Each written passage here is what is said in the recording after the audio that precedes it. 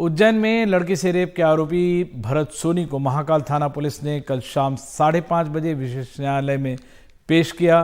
Court ने उसे 7 दिन की न्यायिक हिरासत में जेल भेजने का आदेश दे दिए।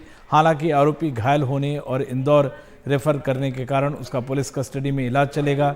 इस बीच उज्जैन में 15 साल की बच्ची के साथ बलात्कार करने वाले शख्स को पुलिस ने जो गिरफ्तार किया उससे पूछताछ जारी है। दूसरे ऑटो ड्राइवर पर भी मामला दर्ज हुआ है जिसने बच्ची की जानकारी पुलिस को नहीं दी। लेकिन सवाल है कि क्या जिन लोगों ने दरवाजे तक पहुंची बच्ची की मदद मांगने पहुंची उन सभी पर मामला दर्ज होगा। हेलो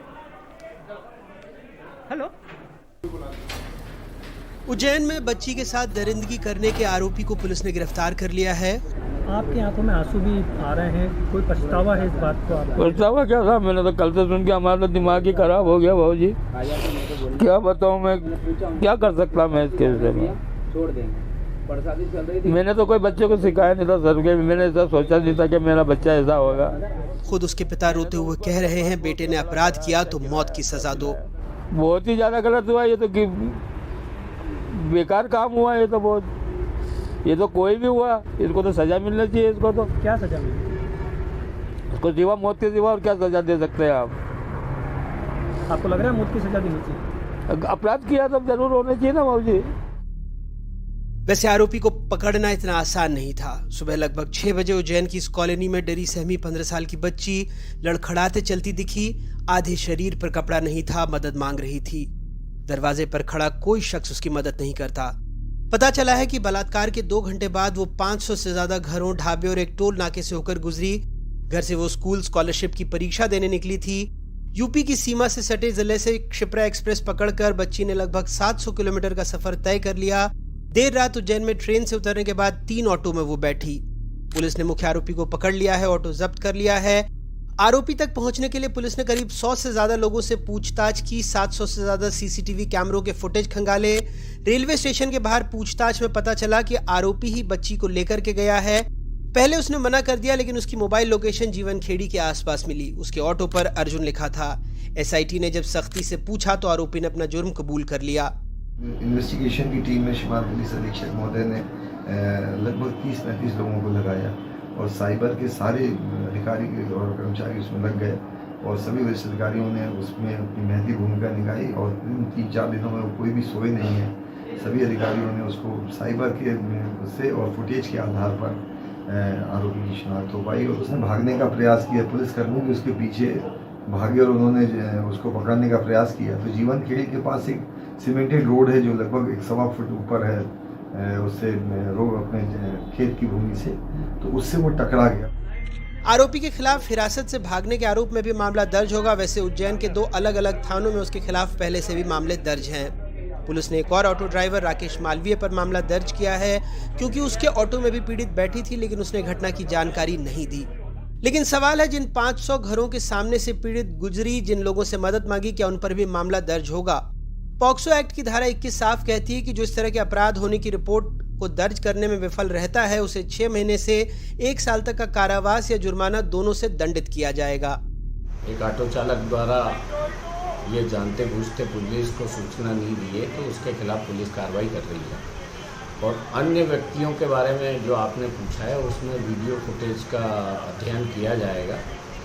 अगर ऐसा व्यक्ति आइडेंटिफाई होते हैं और वो एक्सेप्ट करते हैं कि हाँ हमने जाते हुए देखा है और उनका वीडियो फुटेज में स्पष्ट ये चीज़ आती है कि उनके द्वारा मदद नहीं की और घटना के बारे में पुलिस को जानकारी नहीं दी गई, तो उसकी जानकारी एकत्र करके अगर ऐसा संभव होता है और हमें साक्ष्य मिलते हैं तो उनके खिलाफ वैधानिक कार्रवाई करेंगे। वैसे मुर्दा शहर में कुछ लोग जिंदा भी मिले। एक साधु जिसने बच्ची को अस्पताल पहुंचाया, 2 पुलिस वाले जिन्होंने बच्ची को रक्तदान दिया और केस सुलझाने वाले थानेदार जो बच्ची को गोद लेना चाहते हैं। हम तुरंत हमारी ड्यूटी छोड़कर वहाँ पहुँचे और हमने वहाँ पे उनको ब्लड मतलब कि डोनेट किया। वो भी पॉजिटिव ब्लड की ज़रूरत थी उसे। राष्ट्रपति महोदय के इंतजाम ड्यूटी में लगे थे सर। माननीय रक्षित निरीक्षक महोदय जी का आदेश के अनुसार सर हमको पता चला और सर हम सबसे पहले दोनों आगे आए और ब्लड देने सर हॉस्पिटल में पहुंचे सर। मैंने बच्ची को जिस हालात में देखा और जब मैं बच्ची को मेडिकल कराने ले गया और वहाँ डॉक्टर के एग्जामिन करने के दौरान जो उसकी चीखें सुनी तो मेरा मन द्रवित हो गया। यहाँ से ही मेरे मन में आया कि मैं इस बच्ची के लिए ज़रूर कुछ करूँगा और बाबा महाकाल से भी मैंने ये प्रार्थना की, बाबा मेरे संकल्प को पूरा कराना। उधर पीड़ित की हालत अभी भी खराब है, उसे इंदौर के दूसरे सरकारी अस्पताल में रेफर किया गया है। कई डॉक्टरों की टीम लगातार उसकी मॉनिटरिंग कर रही है। मुर्दा लोगों के शहर में कुछ लोग, कुछ पुलिस वाले जिंदा मिले। उन दरवाजों में जान होती तो वो खुद ब खुद खुल जाते बच्ची की मदद के लिए, क्योंकि जिन्हें हम जिंदा मानते हैं वो तो मुर्दा की तरह खड़े रहे। पॉक्सो के तहत ये अपराध है।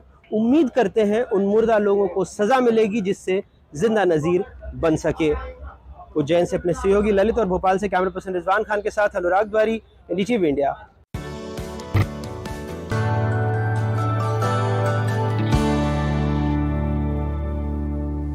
तो शूटिंग में एशियन गेम्स में एक साथ कई धमाके हुए हैं। ईशा सिंह ने एक साथ 4 मेडल जीता है, जसपाल राणा के रिकॉर्ड की बराबरी की है। पलक जो बहुत हाल में ही उन्होंने शूटिंग स्टार्ट की, उन्होंने धमाका किया है। और कई सारे मेहमान हमारे साथ सीधे हांगझोउ से जुड़ रहे हैं।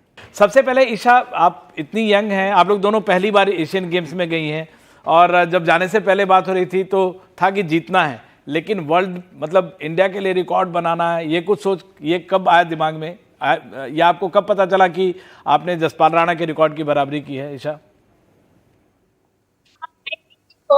so later, but when I was in the game and I didn't keep any expectation towards the Asian Games, my entire plan was like properly my process, and my entire focus was just on myself and not to create something. I just want to keep things small. पलक आप सिर्फ 17 साल की हैं और 1 साल पहले start किया, 1-2 साल पहले, मतलब 2019 में आपने शुरू किया, 1 साल पहले से आपका इंटरनेशनल करियर शुरू हुआ है। ये बहुत अच्छा मैसेज नहीं है यंगस्टर्स के लिए, उनको और जल्दी शुरुआत करनी चाहिए। आप क्या संदेश देती हैं जो जो लड़के होते हैं 12 साल, जैसे यूरोप में शुरू करते हैं शूटिंग, उस समय शुरू करनी चाहिए? Actually, first thing is like as long as you work hard and you dedicate towards your work that you're doing, I think it's that would only take you like whatever you dream. So working hard and believing in yourself obviously, and one more thing is like our sport is not a power sport. So the more we focus on the process, it gets better. Our sport gets better that way. Isha, you're probably one of the most consistent performers for India. You're also being referred to as the baby of this particular team. We've heard a couple of interviews where you have been referred as the baby of this team. But both of you, 17 and 18, now have you established yourself as one of those who are leading from the front now, because you've gone one step ahead and you're actually leading from the front? I never aimed for it, but I'm grateful to be like that. Yeah, same. We don't have like a lot of, we don't expect too much. We just focus on what we're doing currently, like our process, only at match, how we perform. Yeah.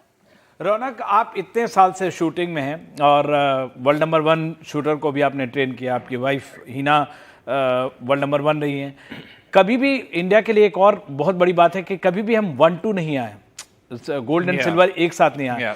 ये as a coach आपके लिए कितना satisfying है और इस team से यहाँ से लेके पेरिस तक कितना उम्मीद रखते हैं? The whole country has been working hard and has been improving our methods of training. हम स्पोर्ट्स साइंस का भी हमने बहुत इस बार यूज किया है, ट्रेनिंग के साथ में उसको इंटीग्रेट किया है और यहाँ पे भी धीरे धीरे वो नतीजे मिल रहे हैं।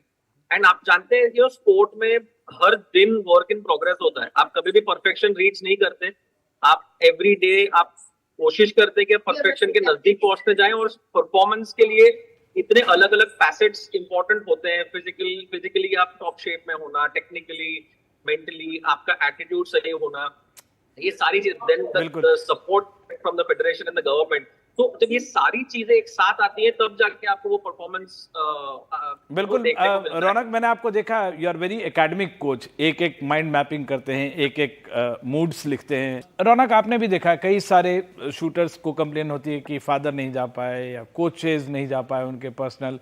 उस हिसाब से देखें तो सचिन ने एक सेट किया है, एक मॉडल की वहाँ खुद गए हैं, क्योंकि इनको प्राइजेस मनी काफ़ी मिलते हैं और वहाँ जाकर इन्होंने वो खुद से गए हैं और अपने बच्चे को बैक कर रहे हैं।